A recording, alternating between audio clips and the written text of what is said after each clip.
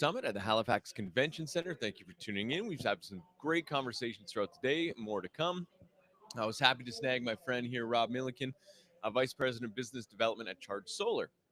Now, if you're in the solar world, you've probably heard of Charge Solar, uh, one of Canada's biggest distributor. For sure, Canada's largest. I'm proud to say that largest and There we longest go. tenured, which is probably the more proud thing to say. Longest tenure. So we've been around since '99 in one name, form, or another. There it is. Wonderful. So you're a regular at the summit. How's the summit? What's the vibe here? Is it positive? We had some changes in the industry recently. Yeah, this is probably one of our favorite shows to come to. It's a lot for one day, but the quality and content that's here of the both the attendees and the sessions are I think top notch and for a regional show, it's well attended. Again, the potency of all the attendees here is great, and so it's a very valuable use of a couple of days. We have a training event that we did here yesterday as well that we tie into this, but I think the Maritimes is a very upbeat market. It's very positive, as you guys know as well, and so certainly lots of opportunity out here. Now, because how long you been with Charge now? I've been at Charge since 18. Yeah. It's 2018. Yeah. So you've seen this industry grow and grow recently of late. How do you see 2025? And is it going to continue? We did lose the greener homes a few months ago, but also there's more conversation and people are kind of waking up, if you will. Yeah, so Charge with 18, but in the industry since 2001. Oh, So that's so right. I yeah. knew there was some history there. so Yeah. so as admittedly aging, but quarter century in the space, and for us, it's the solar coaster, right? And it's always been that way. The peaks are a little higher, and the valleys may feel a little lower, but they're definitely higher than the previous peaks, if that makes sense. And so I think that 2025 has been a reasonably good year. We've seen steady growth, maybe more so in the past 2 3 years than we did in 25, and that we will maybe in 26. But I think the industry's adaptable, right? It's Hmm. been through, again, it's a solar coaster, it's Hmm. another round. But I am been very encouraged, even with the greener homes loan expiring, resiliency with the installers, right? They are yourself, you put out some stuff about this that it's time for solar to stand on its own and Yeah. get out from subsidies, and I've been very we have been very pleasantly surprised at the bullishness and the sentiment from the installers, and it's great because that's really what we need, is to not be relying on sort of start stops or boom busts. And I talked about this in a panel earlier that um, we kind of keep looking for stability, and then we need to start creating stability versus looking for it. Yeah, I couldn't agree more. My whole thing is stop ROI. Like, we're constantly trying to prove to people still that solar works, proving. We don't need to do that. But talking about the growth, how have you seen commercial in Canada versus residential? I mean, residential is probably bigger growth as a percentage of market share and adoption rates for Hmm. sure.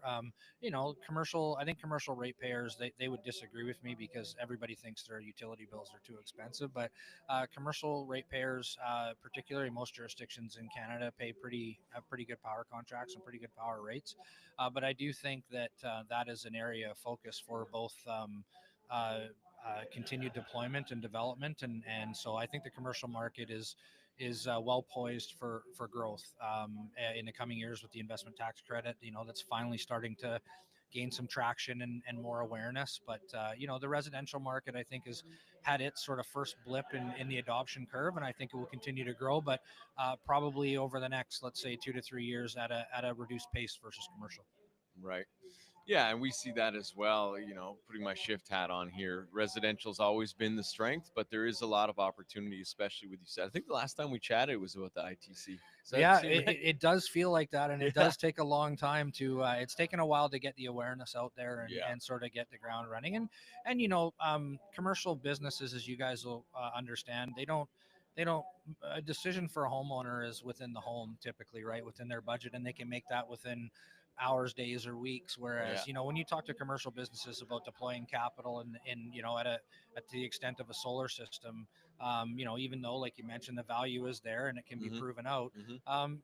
they go in cycles, and it's usually Yeah. once a year, maybe twice a year. And so there's lots of competing costs for capital with commercial businesses. So it doesn't Sales cycle's a little longer. It's a little bit of a different process, but whether that's for design or application or connection and all three, Right. but it is a bit of a different process. So I think that the residential market, like I say, you're making the decision in house versus a commercial is Your wife a is, little bit, at yeah, least in yeah, my case. yeah. There's certainly ideal, well, likely at least two people involved in that decision for sure. Yes.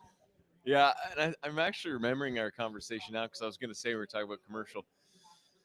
Especially here in Halifax, you look around and back where home base is for myself and you in BC, big giant trees. You look around here and I just see wide open roofs.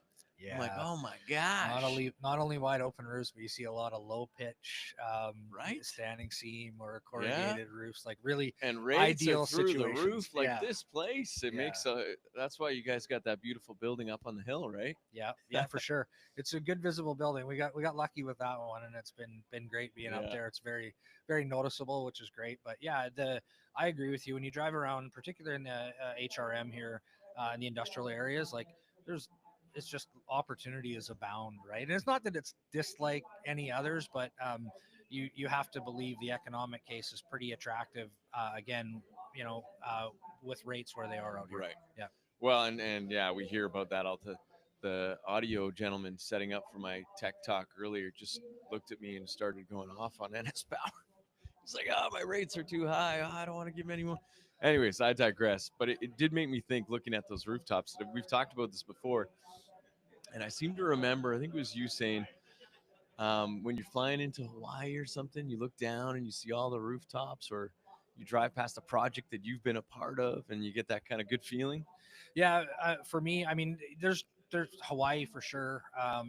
California, if you fly into LAX or, Just see or it. to John Wayne, like it's everywhere, right? And driving around, it's everywhere. For me, it's every time I fly into Toronto. There's a Okay. few schools that we did back in the feed-in tariff days for a developer out there, and it is a point of pride. I mean, there's a few projects around. I mean, there's one out in Sydney that we did as well as Kermana Technologies, and so like it is a point of pride where you can point to that and say that you're part of that. And you guys get to live that every day, right? You're driving by homes and saying, we did that. And so Yeah. that is the I think the understated part about this business is you do feel good, right? Like Yeah. you can point to these things and we did that, or we developed that project, or Yeah. we helped make that happen. I mean, look at you guys. You fly into Vancouver, and if you're depending on the path, you're right over the Lululemon Here building, comes and the drop. There it yeah, is. yeah, and Yeah. you're right over the building, and Thanks and for the it's panels for that, by yeah, the you're way. welcome. You're welcome. But I mean, even that for me, I mean, we supplied the panels, and that's a cool thing to say that you're flying over that and you say we supplied the panels for that, and Yeah. and so it is rewarding for sure, and I Yeah. think it's sometimes understated. So thank you for reminding me of that, because sometimes it can feel not like that as much, but yeah, Yeah. it is very rewarding. When you're in it every day, right? Just like anything. Yeah, for All of a sure. sudden you kind of forget those little moments and you're like, we're making a difference, whether it's financially for someone, whether it's environmentally, whatever the reason being, we're kind of a part of that. Yeah, absolutely. No, it is. Uh, I've been in it for 25 years now. Plenty of opportunities to get off, but it's a pretty compelling place to be. So, Yeah. So you're here for the ride, yeah, for sure. the ups and the downs, all of it. I love it. Yep. Rob Milliken, Vice President of Business Development at Charge Solar. Thanks for popping by the live stream at the conference today. Absolutely, man. Thanks for having me. Continue live streaming. Try and get some more people this afternoon. Thanks for checking on the channels. And what is it? Smash. What do the kids say? Smash the subscribe button. Hit the like. Do all the things. I don't know, is it flashing on the screen now? Yeah, I don't know. Probably we'll make it happen. All right, we'll chat to you.